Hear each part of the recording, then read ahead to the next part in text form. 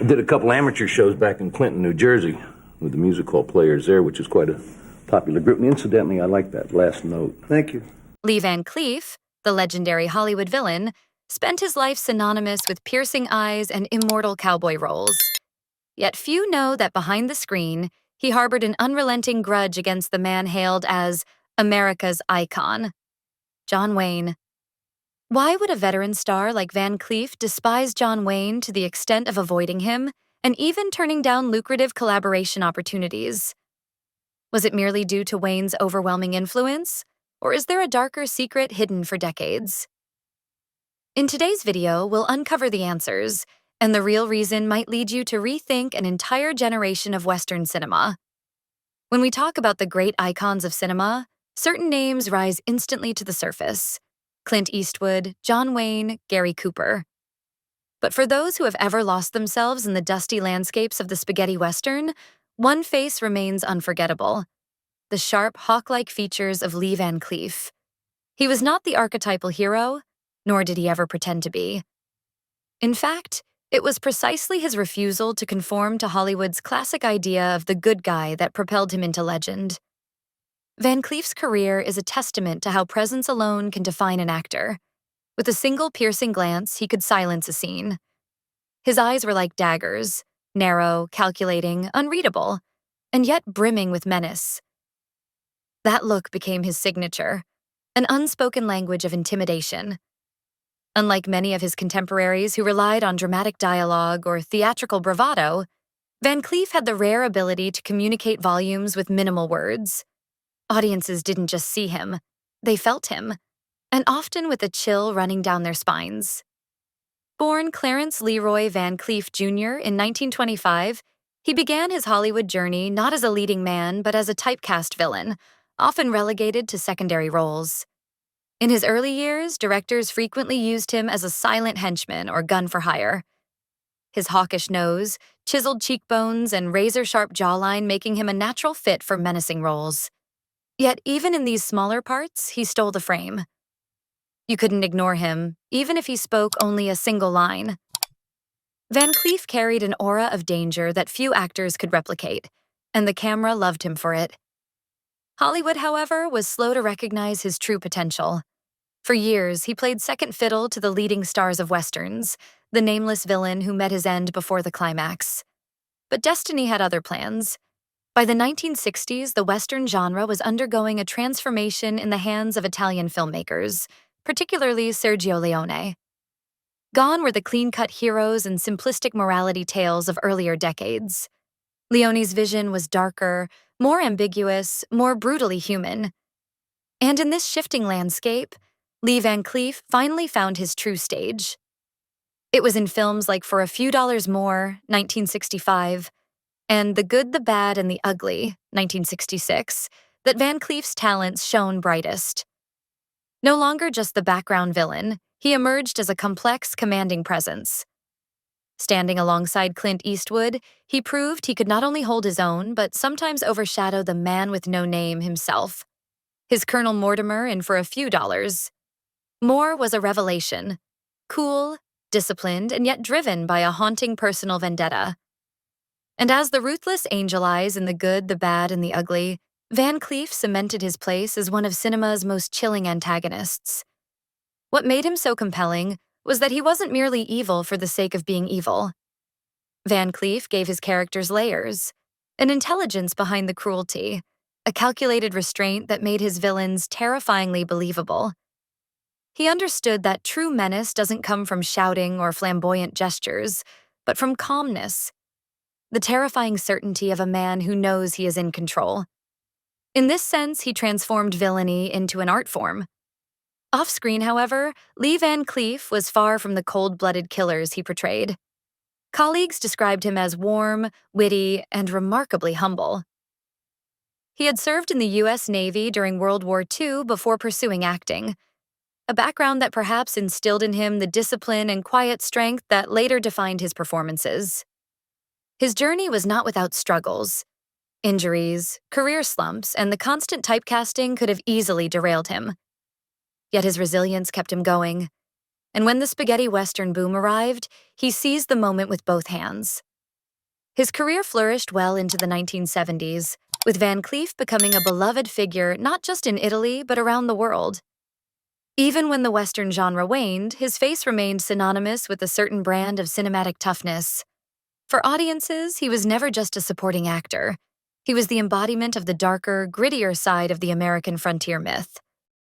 If Lee Van Cleef embodied the shadow, John Wayne was the sunlight that cast it. By the mid-20th century, Wayne had already cemented himself as Hollywood's quintessential cowboy, an unwavering symbol of rugged American masculinity, patriotism, and frontier justice. He was the man audiences rooted for, the towering hero riding into town to restore order. Van Cleef, in contrast, was often the obstacle, the sneer in the saloon, the hand hovering ominously above a revolver, the villain whose fall made Wayne's triumph all the more glorious.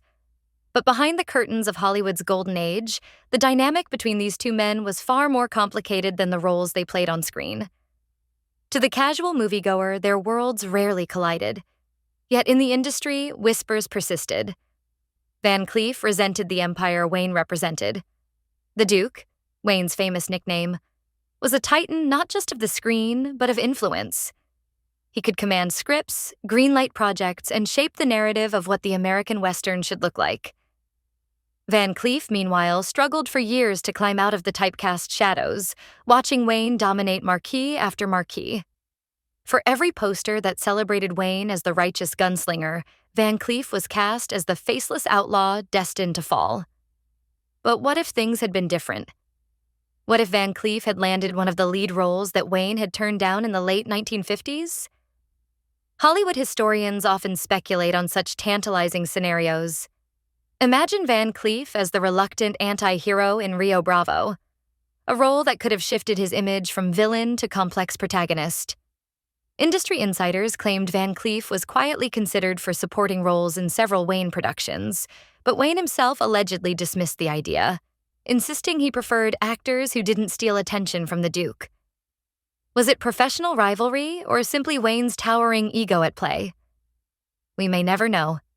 What we do know is that Van Cleef carried with him a quiet bitterness. To the press, he remained diplomatic, offering polite nods when asked about Wayne. But colleagues recalled moments where Van Cleef would bristle if the Duke's name dominated conversation.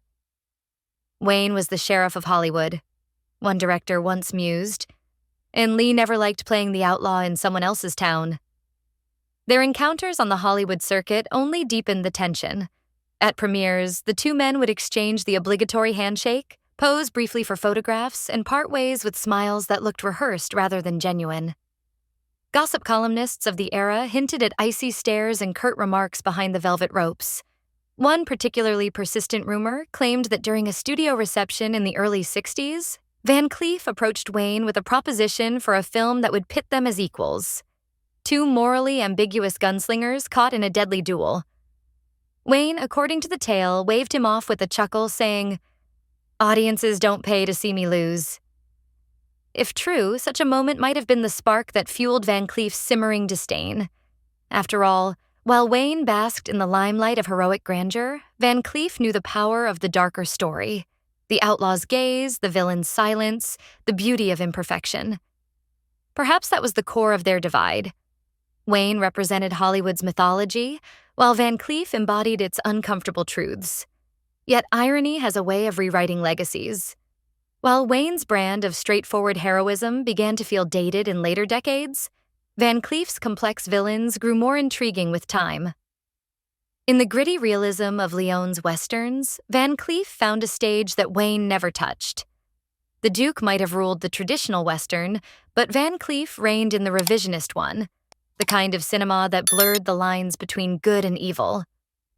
In that sense, history has been kinder to the man once relegated to the shadows. Imagine then if fate had aligned differently, if the two men had shared the screen as equals, not rivals. The tension between them might have birthed one of the greatest Western showdowns ever filmed. Picture Wayne's towering figure squaring off against Van Cleef's icy precision. A clash not just of characters, but of philosophies, of Hollywood traditions colliding head-on with its evolution. It never happened, And perhaps that absence is what makes the speculation so tantalizing. So what then lay at the heart of Lee Van Cleef's disdain for John Wayne? To some, it might have seemed like nothing more than professional rivalry. One man stuck in supporting roles, watching another bask in Hollywood's heroic spotlight. But the truth was deeper, sharper, and more profound. Van Cleef's bitterness toward Wayne was born not only from personal frustrations, but also from the ideological chasm that separated the two men. Van Cleef was an actor of immersion. He didn't simply play his roles, he inhabited them. Every twitch of his jaw, every flicker of his eyes, every measured pause between words was deliberate, rooted in his belief that human beings are complex, layered, and often torn between darkness and light. For him, cinema was not just entertainment. It was truth, a mirror that reflected the shadows as much as the light. His villains were not caricatures. They were studies in human frailty and cruelty, portraits of men capable of both intelligence and brutality. John Wayne, by contrast, represented everything Van Cleef believed was superficial about Hollywood. Wayne's performances, though iconic, rarely deviated from the same archetype. The stoic cowboy, the patriotic soldier, the man who embodied courage, righteousness, and the American way. For Wayne, acting was less about exploring the soul and more about embodying an ideal. He was not a chameleon. He was the Duke every time, in every role, and audiences adored him for it. To Van Cleef, however, this was a betrayal of the very essence of cinema. He saw Wayne's consistency not as strength, but as stagnation. Where was the risk? Where was the rawness? Why did the so-called hero never falter, never stumble, never confront the ugliness of humanity? Acting, Van Cleef allegedly told a colleague, should be dangerous. Wayne plays it safe. But the division did not end with their craft. It bled into their worldviews. Wayne was unabashedly conservative, a staunch supporter of America's military ventures, and a vocal advocate for what he saw as traditional values. During the height of the Cold War and the Vietnam conflict, he lent his star power to films that glorified American interventionism and painted soldiers as righteous defenders of freedom. His on- and off-screen personas aligned perfectly, reinforcing his image as the ultimate American hero. Van Cleef, meanwhile, belonged to a different current of thought. While never outspoken to the degree of some Hollywood radicals, he leaned toward the progressive and the skeptical. He believed art should reveal uncomfortable truths, not cloak them in patriotic myth. In the 1960s, when the Vietnam War divided America, Wayne proudly filmed The Green Berets, a pro-war spectacle that critics derided as propaganda. Van Cleef, by contrast, gravitated toward the Italian westerns, films that stripped away the glossy myth of heroism and replaced it with grit, betrayal, and moral ambiguity. For him, Leone's bleak vision of the West was closer to reality than any of Wayne's heroic monologues. Imagine the tension when these two men crossed paths at industry events. Wayne, towering, jovial, often surrounded by admirers. Van Cleef, quieter, sharper, the outsider with a smoldering gaze. The conversations, if they happened at all, were curt. Colleagues claimed Van Cleef once muttered after leaving a Wayne-dominated gathering, "The man thinks he's America itself." Whether the line is apocryphal or not, it captures the essence of his resentment. Some speculate that Van Cleef's hatred crystallized around missed opportunities. Rumor has it that in the early 1960s, a Western script floated around Hollywood that would have paired Wayne and Van Cleef in equally powerful roles, a sheriff and a former outlaw forced to unite against a common enemy. But according to whispers, Wayne rejected the project outright, reportedly saying he wouldn't share the spotlight with a villain. To Van Cleef, this was not only an insult to his craft, but also a symbolic reminder of the hierarchy Wayne represented. Heroes deserved the marquee. Villains deserved the fall. It is tempting to imagine an alternate reality where the two men had put aside their differences. Picture a film where Wayne's steadfast heroism collided with Van Cleef's brooding complexity. It could have been a masterpiece, a cultural milestone. Instead, what we got was silence. Two men walking parallel paths, never intersecting meaningfully, their animosity sealed in the spaces between their gazes. By the time the 1960s bled into the 1970s, the contrast between John Wayne and Lee Van Cleef had become more than a matter of roles or screen presence. It was a collision of philosophies. Wayne stood as the immovable monument to a romanticized America, strong, righteous, unyielding. His very name was shorthand for victory, for the cowboy who always rode tall into the sunset. Van Cleef, however, offered something far more unsettling, a fractured mirror that reflected not the ideal, but the truth. His world was shaded in grays, populated by men whose morality shifted like desert sand, where the line between hero and villain was blurred beyond recognition. For Hollywood, this clash was irresistible fuel for gossip. Studios may not have pitted the two men against each other on screen, but behind the velvet curtains of industry lore, they became symbols of two warring visions. Wayne, the official America, and Van Cleef, the rogue outlaw exposing its contradictions. Their feud was whispered about in bars along Sunset Boulevard, dissected in smoke-filled studio backrooms, and immortalized by journalists who thrived on stoking tension between giants. One oft-repeated tale tells of a tense dinner party hosted by a prominent Hollywood producer in 1967. According to those present, Wayne and Van Cleef ended up seated across from one another at a long oak table surrounded by stars, directors, and studio moguls.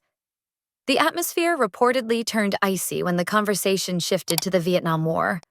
Wayne, ever the patriot, launched into a passionate defense of America's involvement, praising the soldiers as noble defenders of freedom. Van Cleef, in his typically calm but cutting manner, countered that Hollywood was selling lies to the public, glorifying death and hiding the chaos of real war. The table fell silent. Guests recalled that Wayne's face turned crimson, while Van Cleef's sharp eyes never blinked. Though neither man raised his voice, the tension was palpable, like two gunslingers staring each other down in a saloon. By the end of the evening, both stormed out separately, refusing even the customary handshake. Whether this confrontation truly happened or has been embellished over time hardly matters.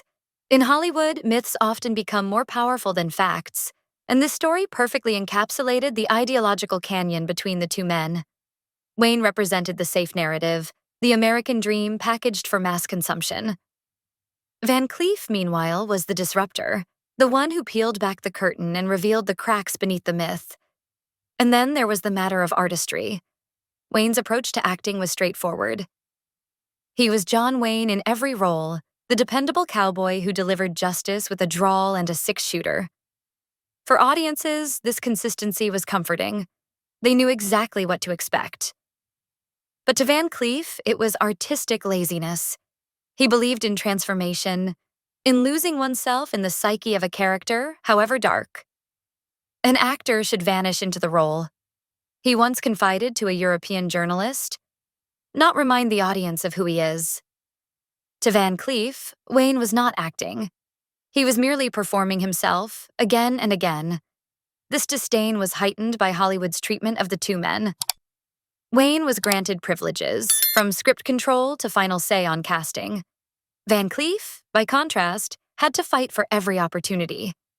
Rumor had it that in the late 1950s, Van Cleef auditioned for a significant supporting role in a Wayne-led Western, only to be quietly blacklisted from consideration after Wayne allegedly told the producers, "He's too intense.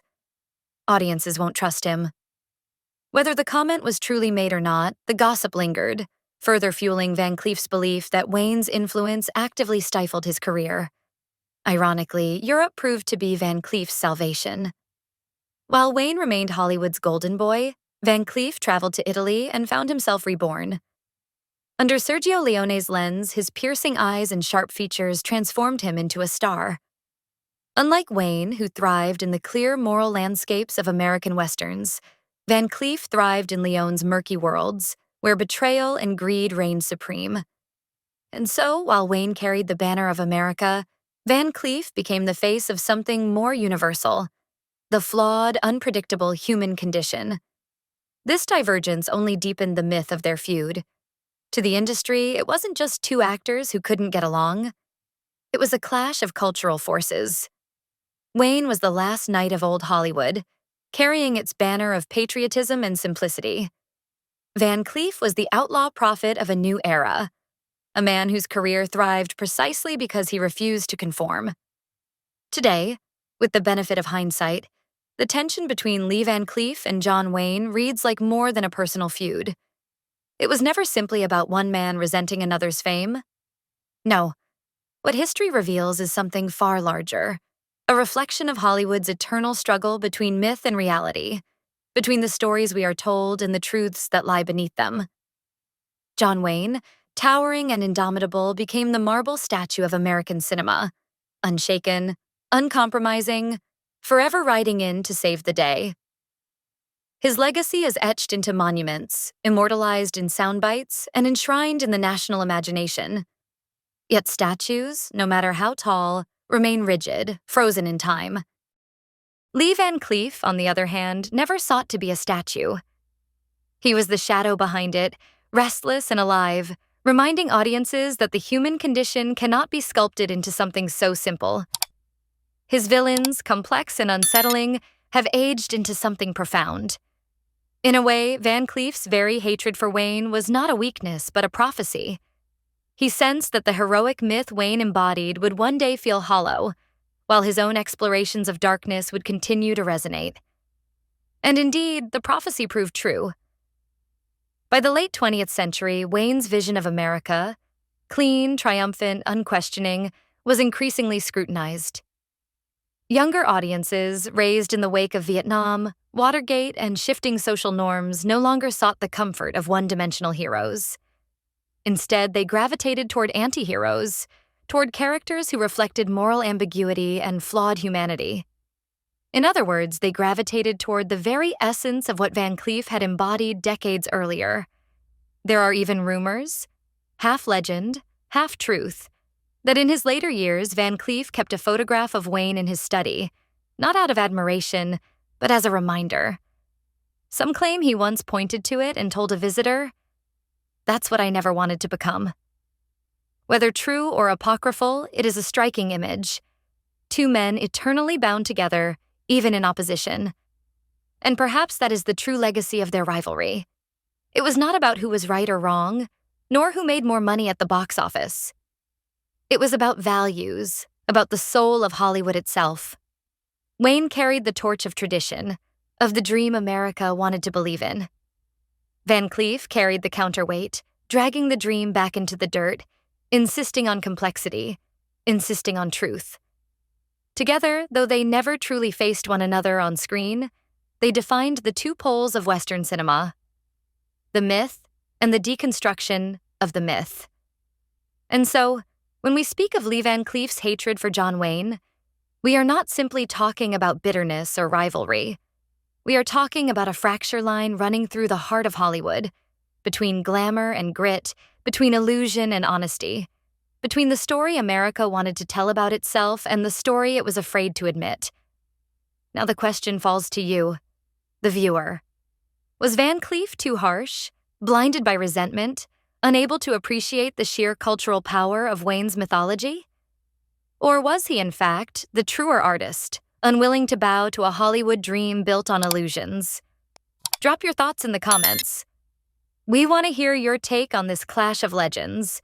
And if you found this story as captivating as we did, don't forget to hit like, share, and subscribe. We'll keep peeling back the curtain on Hollywood's hidden rivalries, secret feuds, and untold stories that shaped the silver screen. Because behind every smile on the red carpet, there's always a shadow waiting to be revealed.